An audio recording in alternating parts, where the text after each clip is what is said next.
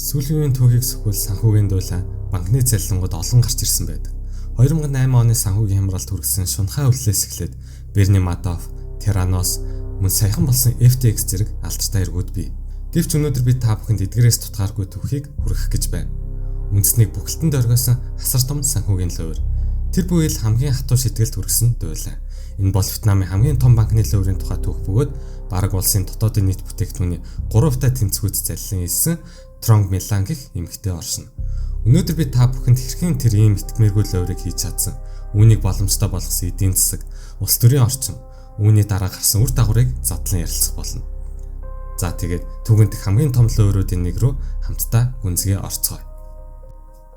Тэгэхээр энэ дулааныг бүрэн ойлгохын тулд эхлээд Вьетнамын эдийн засгийн болон улс төрийн нөхцөл байдлыг харах хэрэгтэй. Сүүлийн эдийн 10 жил Вьетнамын зүүн өмнөд Азийн хамгийн хурцтай хөгжиж буй эдийн засгийн орнуудын нэг болсон. Олон 10 жилийн дайны охирол эдийн засгийн хүндрэлийн дараа Вьетнам улс 1986 онд Doi Moi гэж нэрлэгддэг эдийн засгийн шинжилгээний үйл явцыг эхлүүлсэн.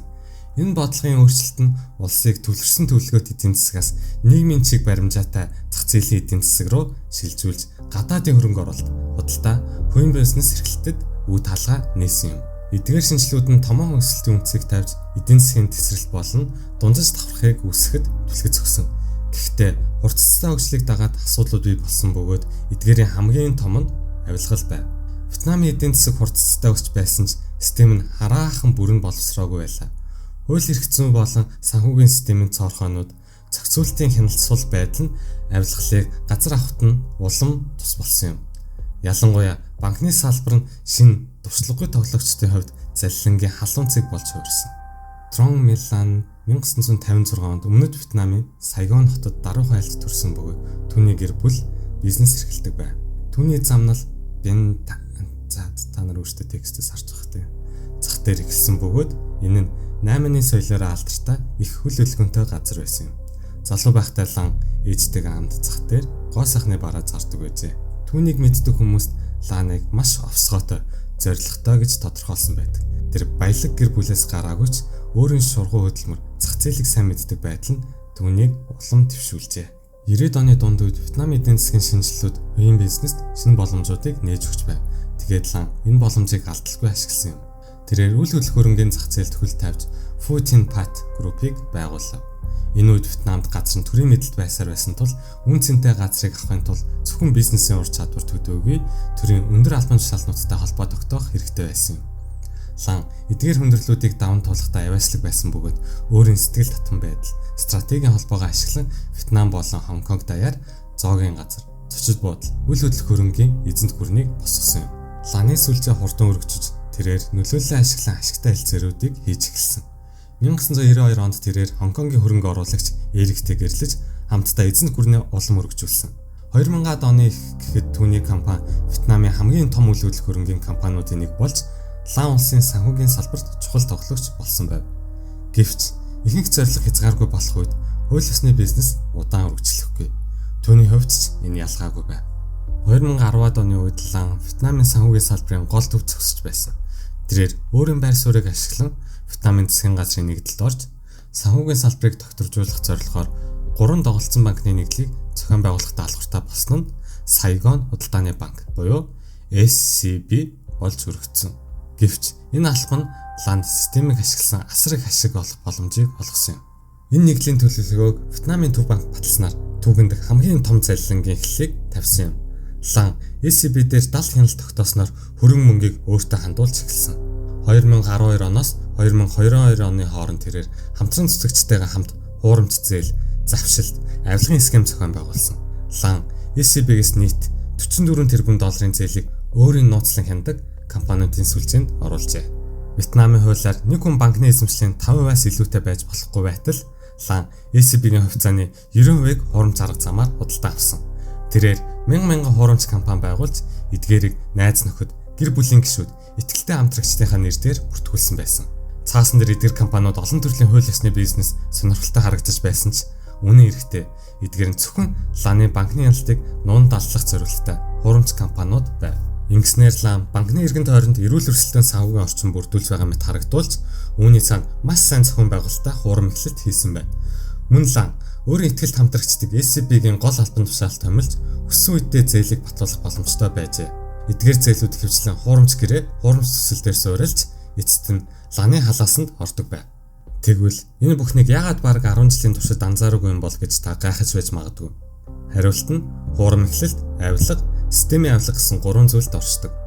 Ланы үйлдэлүүдийг Вьетнамын санхүүгийн болон улс төрийн илүүдүүд бүгд мэддэг байсан ч тэр Вьетнамд маш нөлөөтэй нэгэн болсон бөгөөд түүний нөлөө засгийн газарт гүнзгий хүрч байсан. Банкны салбарыг хянах ёстой зохицуулагч, аудиторууд, албан тушаалтнууд бүгд хуурам эхлэгдсэн эсвэл авилга авсан байсан. Жишээлбэл La Deloitte, KPMG зэрэг томоохон олон улсын аудитын компаниудаар банкны санхүүгийн тайлангуудаа шалгуулж зөрчил огт илэрдэггүй байв. Хэрв ямар нэгэн с 'жиг төрсэн тохиолдолд лан асуудлыг намжаахын тулд авилгыг чөлөөтэй тараадаг байсан. Хамгийн алдартай тохиолдол нь Вьетнамын төрийн банкны ерөнхий байцаагч До Нам түргүүлсэн 5 сая долларын авилга байсан. Улсын өндөр албан тушаалтны сард дунджаар 1000 орчим долларын цалинтай байдаг улсад ийм авилга амьдралыг өөрчилсөн том хэмжээний зүйл байв. Ланы цалингийн арга зал зөвхөн байцаагчдад авилга өгөө зогсохгүй. 3 жилийн хугацаанд тэрээр жолоочороо SCB-гээс нийт 4 тэрбум долларын бэлэн мөнгийг бэлнээр татуулан авалж өөрийнхөө зойронд хадгалж байсан гэдэг. Ийм их хэмжээний мөнгийг хөтлөх нь маш эрсдэлтэй хөдөл байж болох ч тэрээр үүнийг төвөггүй хийж чадсан. Тэрээр өөрийн эцэд гүрнийг босгож хувилдаанаа эргэжүүлж байх үед Вьетнамын улс төрийн орчинд томоохон өөрчлөлт гарч байлаа. Вьетнам нь нэг намтай улс бөгөөд энэ нь хэвчлэн эрх мэдэлтэй хүмүүсийг хариуцлагатай байлгаж нөгөө талаар өрсөлдөөн багтаа байдаг байна. Гэсэн хэдиж 2013 оноос хойш Вьетнамын хамгийн нөлөө бүхий улс төрчдийн нэг Фучонг гал асаах цуух нэртэй авилгын эсрэг компанид ажлыг эхлүүлсэн. Энэхүү компанид ажил нь коммунист нам болон төрийн бүтцийн хүрээнд авилгыг цэвэрлэж олон нийтийн итгэлийг сэргээх зорилготой байсан юм. Эхний үед гал асаах цуух компанид ажил нь төрийн албаны авилгын эсрэг чиглэсэн бөгөөд эрх мэдлээ уруулан ашигласан төрийн албан агчдыг онилсон. Гэвч Америк нэгдсэн улс болон Хятадын худалдааны дан ширүүсэнтэй холбоотойгоор Вьетнам өөрийгөө шинэ үйлдвэрлэлийн төв болгон бэхжүүлэх боломжтой болсон. Samsung, LG, Apple зэрэг компаниуд Вьетнам руу үйлдвэрлэлийн үйл ажиллагаагаа шилжүүлж байсан тул Вьетнам улс өөрийгөө гадаадын хөрөнгө оруулалтанд аюулгүй, авилгагүй орчин гэж харуулах шаардлагатай болсон байна. Энэ үеэр засгийн газар хувийн сектор руу анхаарлаа хандуулж эхэлсэн. Тэд ланы үйл ажиллагааг үйл тоож чадгаа болсон бөгөөд засгийн газар өндөр дулаантай авилгын эргүүд Вьетнамын эдийн засгийн зорилго болон дэлхийн тайзны нэр хүндэд шууд аюул учруулж байгааг ухаарсан. 2022 оны 10 сард олон жилийн турш хууль сахиулгаас зайлсхийсний эцэст лан баримтлагдсан юм. Засгийн газар хэрэг гармагц хэрэгээ баримтжуулах ажилдаа орсон бөгөөд үүний үр дүнд түүний залилангийн ажиллагааг бүрэн дүүрэн илчилсэн томоохон мөрдөн байцаалт явагдсан. Шүүх хурал нь улс даяар телевизээр шууд дамжуулж олон нийт хэвлэл мэдээллийн анхаарлыг татсан. Энэ нь Вьетнамын түүхэнд байгаагүй хамгийн том санхүүгийн залилангийн хэрэг байсан бөгөөд 6 тонн жинтэй 104 хайрцаг нотлох баримт танилцуулагдчихжээ. Үр дагавар нь гамшиг төрөв. Цагдаа нар 42,000 орчим хохирогчдыг тодорхойлсон бөгөөд үүнд бонд эзэмшигчид болон SCB-д хадгаламжаа итгэж байршуулсан энгийн иргэд багтсан байв. Ланыг баримтлсны дараа үл хөдлөх хөрөнгийн зах зээл уналтанд орж олон үл хөдлөх хөрөнгийн компаниуд дампуурсан. Ханой, Хо Ши Минь зэрэг хотуудад олон өндөр барилга хоосон үлдсэн. Санхүүгийн бүрэн сүрлээс зайлсхийхийн тулд Вьетнамын төв банк SCB-д 24 тэрбум долларын тусгай зээл оруулах шаардлагатай болсон. Мөн засгийн газар банкны салбарыг татваржуулахын тулд гадаадын хөрөнгө оруулагчдыг хайж байв. Хачирхалтай нь зарим шинжилгээчдийн үзэж байгаагаар ланыг баримчилж хэргийн асуудлыг шийдвэрлэхдээ гаргасан үйл ажиллагаа нь Вьетнам дэлхийн үйлдвэрлэлийн төв болохоор бэлтгэж байхад гадаадын хөрөнгө оруулагчдыг эргэлзэхэд хүргэж болцсохгүй байв. 2024 оны 4 сард баримтлагдсанаас хойш 2 хүрэхгүй жилийн дараа лан 12.5 тэрбум долларыг завьсан эргээр цаазаар авах ял сонссон бөгөөд энэ тон их баригчдын нотолж чадах мөнгөнд үе юм. Цаазын ял нь Вьетнамд болон олон улсын түвшинд олныг гашуурсан юм.